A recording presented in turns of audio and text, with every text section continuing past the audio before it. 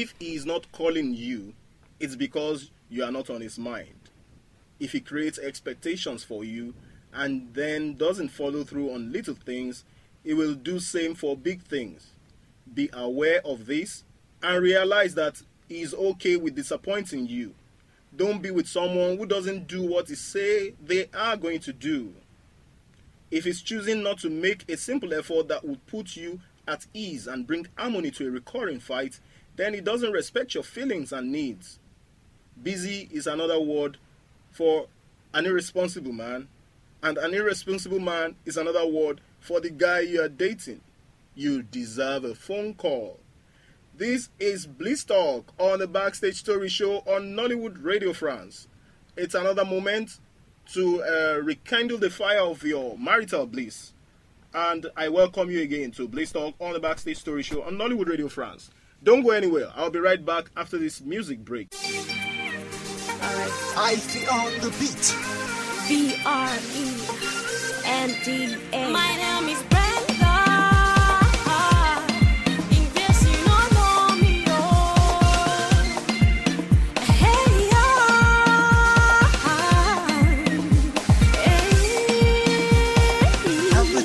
Baba, now you, they take me out tonight. Make you know, don't me, make you spoil me tonight. Baba, now you, my bill is on tonight. Make you know, don't me, make you spoil me tonight. Make you spoil me tonight.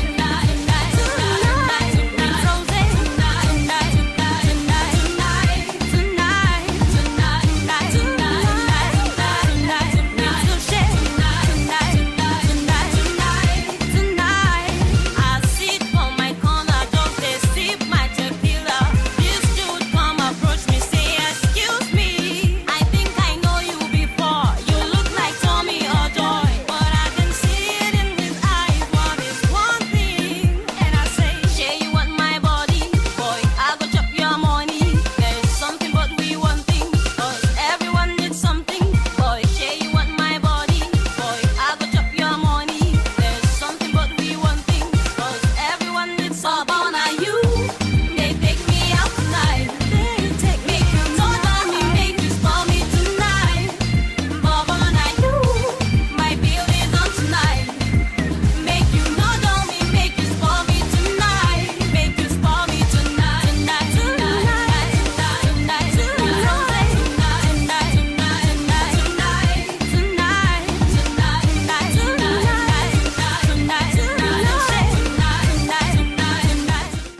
Dating is a part of human mating process whereby two people meet socially for companionship beyond the level of friendship, or with the aim of each assessing the other's suitability as a partner in an intimate relationship or marriage. It can be a form of courtship consisting of social activities done by the couple. While the term has several meanings, it usually refers to the act of meeting and engaging in some mutually agreed upon social activity in public, together, or as a couple.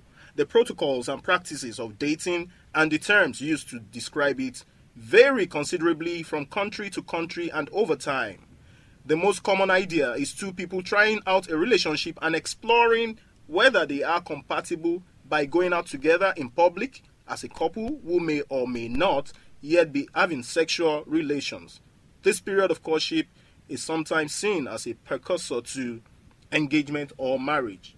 And with that, I welcome you again to Bliss Talk on Backstage Story, show on Nollywood Radio France. Welcome, and you are still tuned in. And as usual, I have my guest, Dr. Mrs. Tonia Smart. And in the previous episode, she expounded on her resume, and she's got a splendid resume, and she's also a confidant that you can actually call and talk with. And today on Bliss Talk, we'll be talking about the dating game and choice of a partner. A lot of people date. Some people refer to dating as something else. Some people call it courtship. Some people we're going to be talking deeply about what dating is and how do you date and choose the right partner. Tonia, it's nice to have you on the show again. Thank you very much. It's nice to be back here today again. Thank you. Now, on this show, we're going to be talking dating. What is dating? Well, dating is boy meets girl. That is in the simplest way I can put it. Boy meets girl. That's right. And they want to they either want to keep the relationship. Yes. They want it's, it to it's end the, up. it's the first point of a relationship. Okay. You first need to meet the person before you can even say a relationship is going to start. So the first meeting, you first of all need to meet before a relationship can be built. So the first contact or several contacts that you would have after the first meeting is dating, because then you're getting to know each other.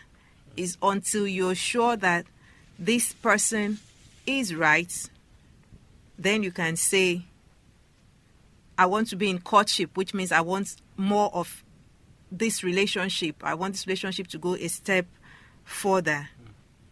All right, dating. Now, there's this school of thought that believes that the religious institution is not doing enough. Okay, there's a dogma in churches about dating. In some churches, male congregations sit separately, the female sit separately. How do they get to meet when the church is really causing a separation? They don't want them to meet. What is your take about religious institutions' stand on dating? For some religions, they say dating is not right, and they have their own reasons, and some of it I can understand. Because first, you're in a public place, and so you need to sit separate because you don't know whether the lady you're sitting next to happens to be somebody else's wife. Because again, not everybody puts on a marital band to show that they are married. So what they're just trying to do is more of norms and conveniences rather than saying it's a dating thing that they are not subscribing to. Okay. So because even the Bible says, can two walk together except they be agreed? So if you're not in agreement with somebody, and the agreement is not just a verbal one, the agreement is what is in your chemistry, what makes you tick, that I see, that I want to say, yes, I want to spend the rest of my life with you. All so right. all of that needs to, be put together. Okay. Now, as a marriage counselor, and from your experience and learning as a counselor, what age would you say is the proper age for a boy and a girl to start dating? Well, basically, there is no proper age. What I just say, at least you must be above the legal age, which is 18.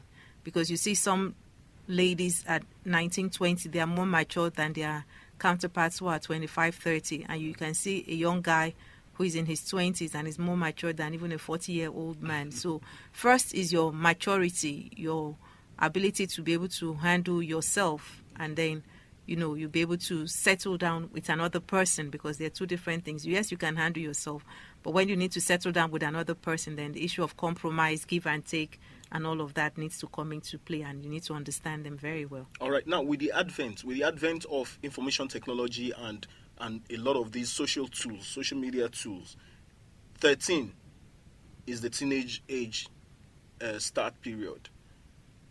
And a lot of these young folks have access to the internet, they have access to iPads, to even the smallest phone right now has access to some of the social media. Would you say at 13, a boy or a girl is ready for exploring the chemistry between both of them? I would say no. And at the same time, I would say yes. Okay. No, you're not ready for dating or courtship. But yes, because at that age, they're coming into puberty. And that's why knowledge is very key. Because then the girl is getting matured, and talking of the biology now, and, having female hormones. And the man too is getting, or the young boy is getting matured, getting a deep voice, is growing a beard on his face. And so all those all those hormones bring about emotions that need to be correctly channeled. And that's why it's good that focus is placed on teenagers, because one, at that teenage age, they're looking for more of belongingness. I want to belong. I want to be seen as being part of the happening thing. So you must be able to channel that energy, that emotion into something that is constructive and positive, rather than the trial and error that we see youths, teenagers getting pregnant. You talk of teenage pregnancy and all of that, because there is nobody channeling the emotion correctly, giving them knowledge to know what is actually happening in their bodies. In those days in school, we used to have a class that was social studies, and then you do a bit of socializing and knowing what fits you best. But I don't think there's much knowledge being given. And again, coupled with the fact that most women are working now, so there is a gap in knowledge for growing children. And if that gap is not filled, that's why, they get themselves entangled into all of these relationships, because they want to feel loved, which is very, very key. It's very key. Yes, don't go anywhere. This is still Bliss Talk on the Backstage Story show on Nollywood Radio France. And Bliss Talk has been, we've been expounding on issues concerning dating today, and we'll still be talking more. Don't go anywhere. We'll be right back. You got me going crazy.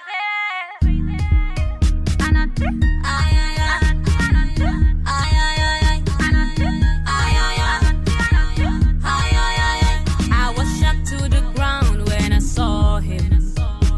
My feet was cold for a while. This is dangerous. The thing we say you are wonderful. You make me want to lick lolly. I want to be your honey. Shay, you go make me your mommy. Oh, yeah, yeah. La la, cuckoo, la la. You got me going crazy. Oh my God. You got me feeling naughty. Oh my God. You got me going crazy. Oh my God. You got me feeling naughty. Oh my God. Oh my God. This is still Bliss Talk, and I have with me, and she has been with me, Dr. Mrs. Tonia Smart. She's a professional. She's a learned chemist. She's also a learned marriage counselor and a consultant, and she's a good confidant. So you can actually call her and ask deep questions, and she will answer your questions and be a good confidant to you. Now, churches or religious institutions, there are some religious institutions that have been labeled black. Why? Because they tend to gather teenagers and educate them on the vices or the pros and cons of dating. And a lot of religious institutions don't seem to be performing this role properly. They're shying away from being labeled as promoting sexual vices. What approach do you think religious institutions should adopt to be able to educate the younger folks about sex and dating, particularly dating that we're talking about now? Well, first, the church needs to groom its own marriage counseling team. Okay. Because like I said, if the knowledge gap is missing and there is no provision for correct knowledge, then what is going to be applied is what I'm told, or trial and error, which is what we see that results into teenage pregnancies. There is absolutely nothing wrong in educating a child correctly, whether a male child or female child, because if you fail to educate them, they would get the information. And like you said earlier, there is so much out there on the internet, on your phone, on your iPad, so they can read, and they're very inquisitive. The children now are so inquisitive that you'll be amazed at what they know that you think they don't know. So it's actually a deceit in itself. So it's best to have people who are skilled in providing the information correctly at the level that they can understand and they can appreciate, so that they have that background that is solid, and that is what they will take into their advanced years. Okay. All right, now let's talk about the rules of dating. What are the key rules? If you are going to advise the young folks, or if I want to advise my daughter or my son to go into dating, what are the key rules I need to put in place? Or what are the key rules that young folks need to understand about dating? What are the key rules? Well, the first is that you're not in a private place alone. Okay. Because that also comes with its own issues as well. So yes, you can go for a lunch break, or you can have an outing with friends, or you can go to the beach, or you can go and watch a cinema, watch a film. So for me, the first thing I would say is avoid being alone together in a quiet place. Yes. Okay. What other rules do you think do you have apart from being in a quiet place? Is there any other thing? I think that's just the basic rule, because, like I said, the dating is for you to get to know one another. So you'll be able to ask questions, find out what each person likes, what your other person likes, what they don't like, because it's important you need to know what they like and what they don't like, and how the chemistry flows between the two of you, because the chemist will tell you for every action there is There's a a reaction. reaction. So you need to Very know equal whether and the reaction for each time would be something that you can handle and all of that. And like the Boy Scouts will say, you need to be prepared. And that's why the dating precedes the courtship. Okay. Because the dating is actually to prepare you to learn about one another, look at the ropes and see whether you can actually start from the finishing and take it right through to the end. Okay. Now, chemistry. When you talk of chemistry, during the teenage years, puberty stage sets in and a lot of reactions is going on in the body. That's right. Now, a guy meets a girl and they want to explore. There is a temptation and there is a high temptation that comes. They don't want to be, usually there is a high temptation of trying to stay away from people or stay in a private place. And a lot of people say the risk of this is unwanted pregnancy. That's right. What do you have to say about this major risk in dating, and what other risks are involved during dating? Well, basically, you want to be sure that the person you're dating is straightforward and honest. And so, again, like I said, avoid places that are enclosed and it's just the two of you. If you must be alone, it should not be in a place that is too private. Okay. So, yes, you can be in a sitting room, but it should be an open sitting room so anybody can walk in, and not being in a house where it's just the two of you alone. Okay. Because then the tendency is that your mind begins to play tricks on you. That, yes, you want to explore this and you want to explore that. Yes. All right. Now, some school of thought believe that dating is not necessarily, and we accede to this. We get this. We induce this from the fact that some people get married without knowing each other, and they have that marital bliss. But it's usually 1 out of 100, But a lot of people get married and they don't do dating. Is dating really necessary? And if it is necessary, what's the role of parents in controlling who their child dates? In the olden days, there was nothing like dating. The family just decides that, well, our son is old enough to get married, and my friend has a daughter, and so we want to cement the relationship. So continuity. So they arrange the marriage and say, well, this is now your wife, and whether she likes it or not, she has to stay, with that man and spend the rest of her life, if possible, with him. And so for me, dating is very, very key, because we would have saved ourselves the pain, the ache, the trauma of divorce, and the stigma and the vices that comes with divorce. Because dating, if it's done correctly, if it's applied correctly, if the do's and don'ts are adhered to, then there'll be less of trial marriages. Because the trial marriages I see today, and all the civil partnerships, are extension of datings and courtship putting together, coined as a relationship and saying, well, we're married or we're cohabiting and all of that. Why? Because the gap of the knowledge to be provided is not there. And that's why you're now seeing marriage counselors coming up to speak out. Before, you would not see a marriage counselor. You probably just hear there is a marriage counselor somewhere, but they're not as effective as they should be. And with what we're seeing now, if it continues in that trend, most people will not want to get married. And marriage is honorable. And it's something that should be desired by every man and every woman. All right. Now, the role of parents. Should parents decide who their child marry? Some parents will say, oh, he's too tall. Oh, he has a tattoo and all that. What is the role of parents in dating? The role of parents should be one that is advisory, and it should not be something that should be enforced. Okay. As parents, because they can sit back and with hindsight and knowledge gained over the years, they are able to see a few things that you may not be able to see in that other person. And so for me, it should be an advisory role of letting them know these are my thoughts, but not to say, oh, you have to marry this particular type of person or you need to marry that particular type of person. If they find anything that is fundamental, then they need to bring it, to bear, because at the stage of love, you are blind.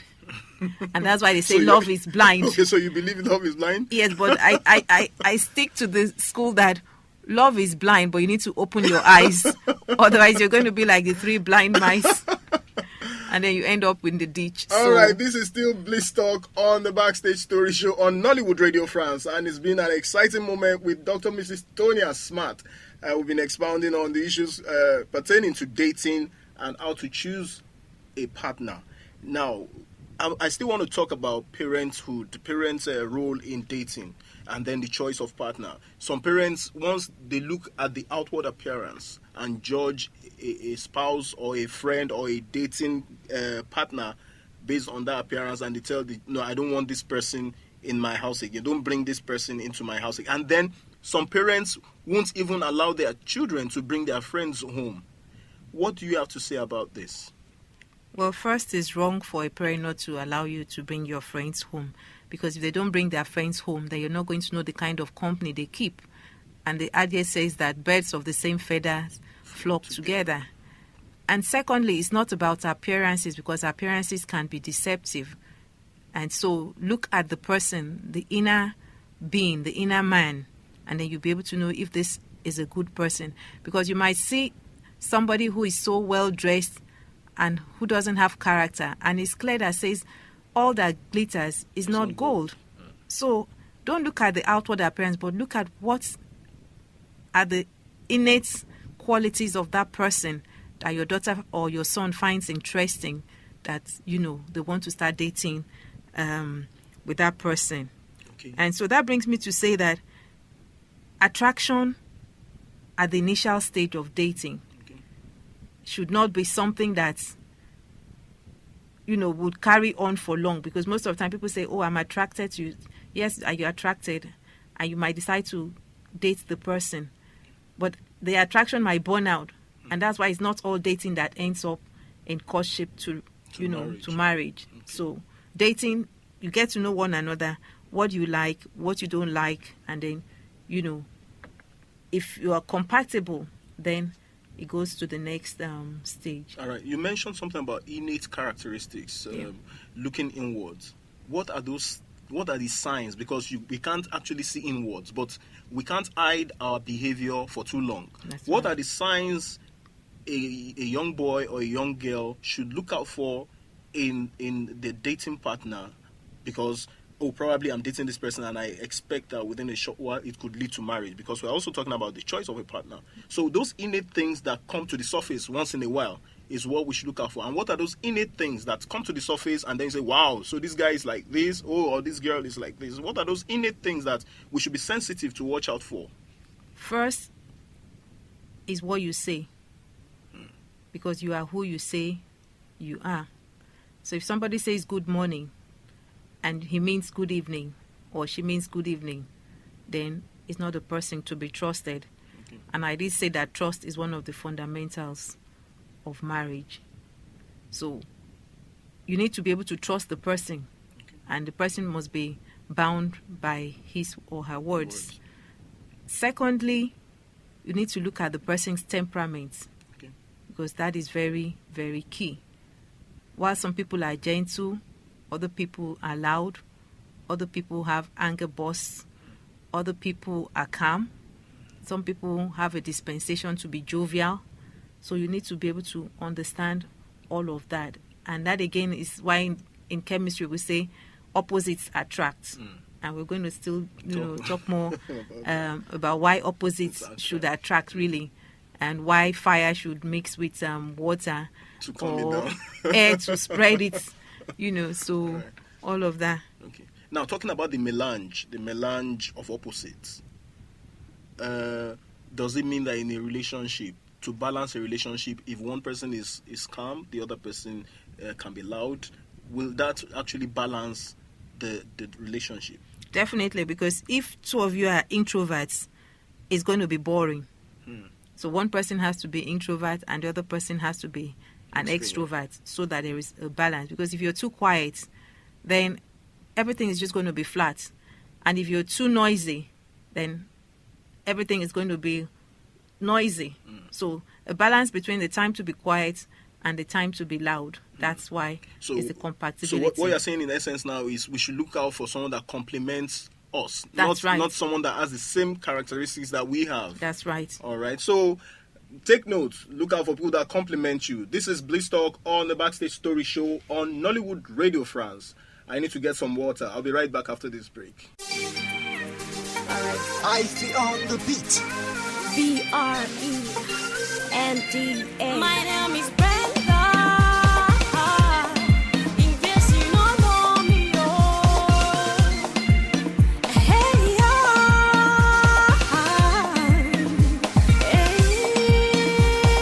Applejack Production. Baba, now you, they take me out tonight.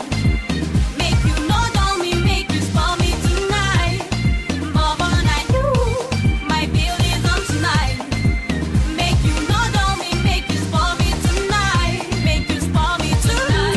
Tonight, tonight, tonight, tonight, Rose, tonight, tonight, tonight, tonight, tonight, tonight, tonight.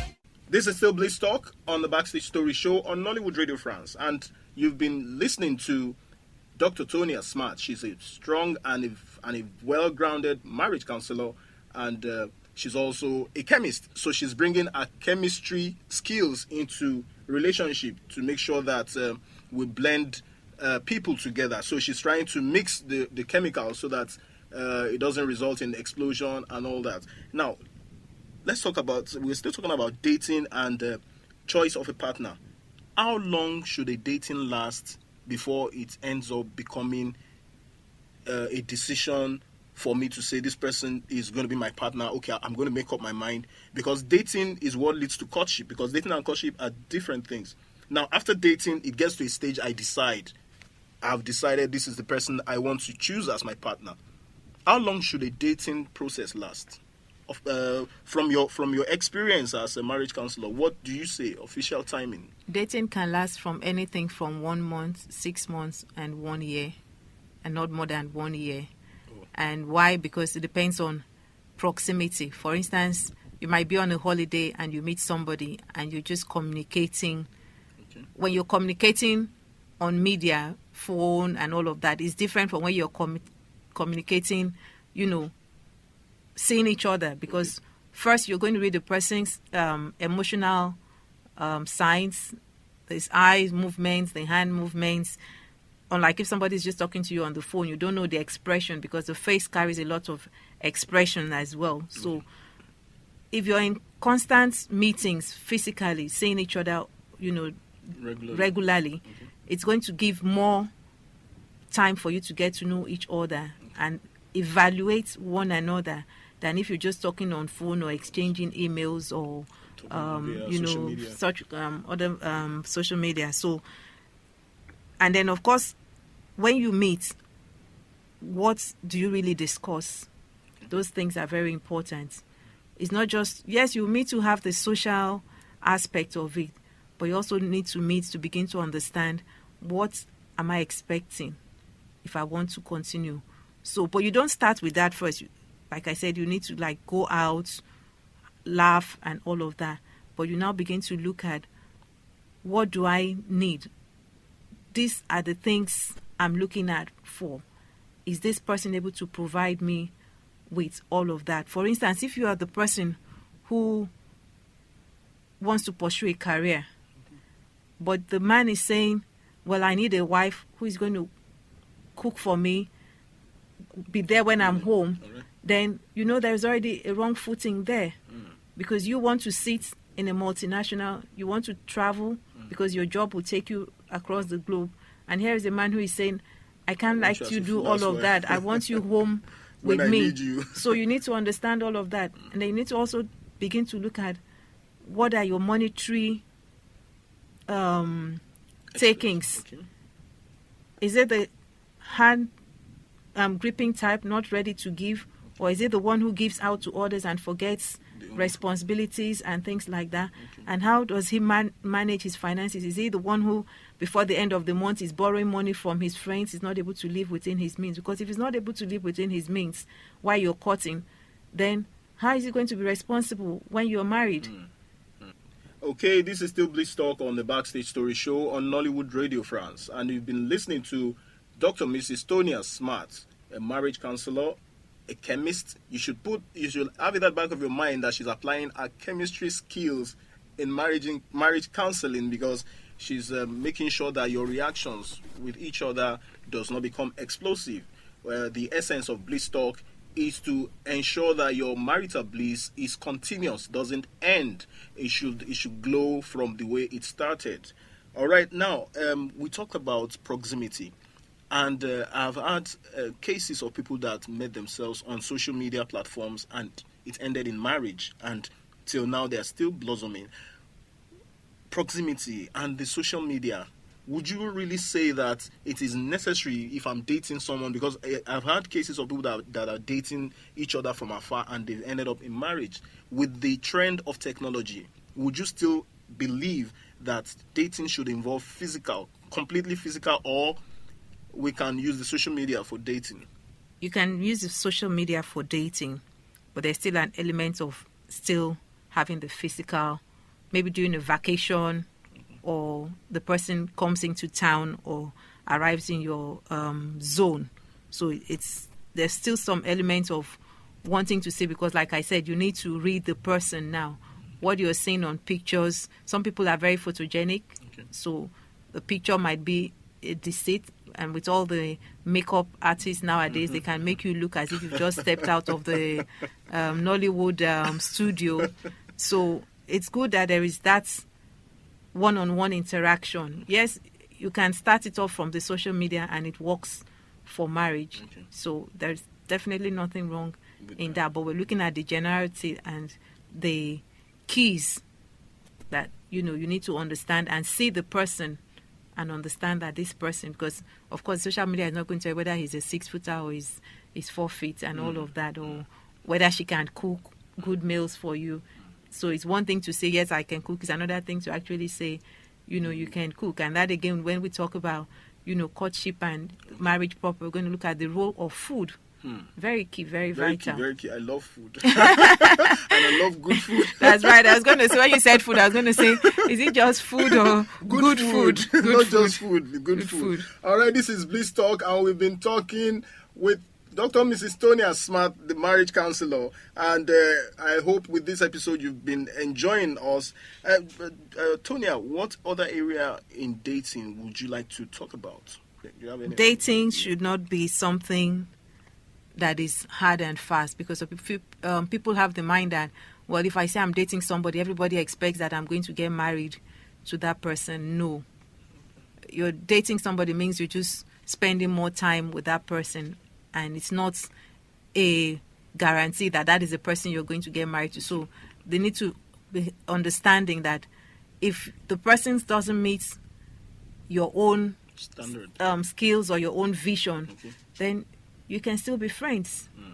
And that is where the friendship and the dating all, is interchanged or intertwined, because you're going out with somebody who is nice to you, who is friendly to you, so you're getting to know the person more.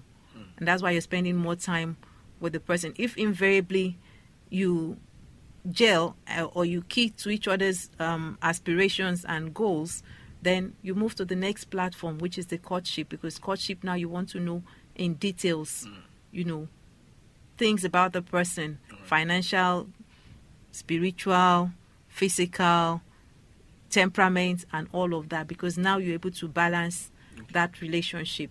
Yes. All right. Now, some I've heard a pastor actually saying that if you want to date, he was actually ministering and telling the ladies that you need to test your man and make sure he can satisfy you. If eventually you decide this is the person I'm going to marry, you should test the person sexually and know this person. How do we deal with impotence? Now you're dating someone, you've not had sexual interaction with that person to know if this guy is impotent. That one we can't discover that spiritually or anyhow. How do you discover that? And how do you cope when eventually you date someone, it ends up in marriage, and you discover that the person is impotent? First is a level of trust. And trust was one of the keys, I said, to successful marriage. I say no to sex Listen. before marriage. I Alright. say a big No. no. Okay. Because the only time marriage is acceptable biblically for me and as a person is within the confines of marriage. If you made a mistake in the past, wrong, getting into a relationship and all of that, that is a mistake. But you don't live in under that guise to say, I want to test. Then how many people are you going to test? Then you might as well get a medical certification, because first, in the relationship, during courtship, you need to be open to one another, and that's what we're going to talk about extensively when we look at the courtship.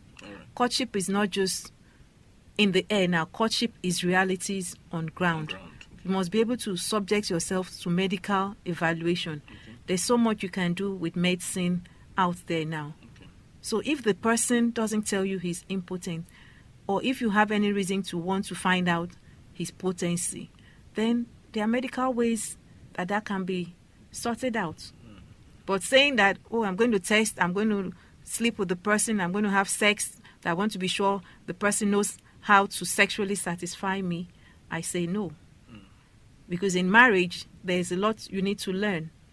And when we talk about sex in detail, which I hope would be, treated in a long episode, we're going to look at the misconceptions that people go into. So marriage is not all about sex. Sex is only just a figment. And for me, I say sex, the word sex is actually staying in emotional ecstasy. So it's not intercourse. Okay. So people need to understand all of that. So it's not the trial and error thing with it, no. Because even without sex, you can still have a very good relationship. So it's not, the marriage is not sex, and sex is not the marriage, yes. The marriage is not sex, and sex is not the marriage. This is Bliss Talk on the Backstage Story show on Nollywood Radio France. And on this episode, we've been talking about the dating game and choice of a partner. And you've been listening to Dr. Mrs. Tonia Smart, the marriage counselor, and she's a chemist. She's also an insurance consultant. Doctor, on a final note, what is your take generally, looking at your experience and some of the people you have counseled in the past about dating? What's your take? What's your general opinion about dating? First, for the young couples or would-be couples that I counsel, 90% of them have come back to tell me that they're happy that they had to do a counseling class. And what I always say when I'm doing the counseling classes is that the knowledge is not just for you, would-be partners or would-be husband and wife, but even for your friends out there, because there's no knowledge that is lost. So what you have gained can assist you to provide good knowledge, correct knowledge to others. So my take is you train one person who also takes that knowledge to others. So coming back to dating, it is the foundation. If you take it wrongly and you rush into the courtship, and before you know it, you meet the person today, tomorrow it's already like we're talking marriage and all of that, without really going into the basics, into the fundamentals, then it's not going to last. It's not going to last. It's just going to be all glamour. All right, this is Bliss Talk, and I've been speaking with Dr. Mrs. Tonia Smart on dating and the choice of a partner. I hope you have enjoyed this episode so glamorously. Dr. Tonia, it's nice to have you here. Thank you very much. And much. if you want to speak with Tonia, or you want to call and ask further questions, let's give your listeners the... Well, you can reach me on Nigerian line 234 if you're calling from the international community, 816-654-6231, and you can send an email to me at tonia.smart@yorkcityltd.com. tonia.smart@yorkcityltd.com. All right, you can also reach me, just in case, you can reach me and I can forward your mails to Tonia, backstagestory.mag@gmail.com or demola.sanyaolu@gmail.com. And you can also call me on 234 234-809-872-6926. 234-809-872-6926. Or reach me on demola.sanyaolu@gmail.com. This is Bliss Talk on the Backstage Story show on Nollywood Radio France. And we are glad to have you listening in on this exciting episode. Until I meet you again on the next episode of Bliss Talk. Tonia, you want to say Well, final word? have a blissful week and enjoy yourself. All right, have a blissful week and enjoy yourself. And from me, I say, keep well, do well, and stay atop your game as usual. Bye for now.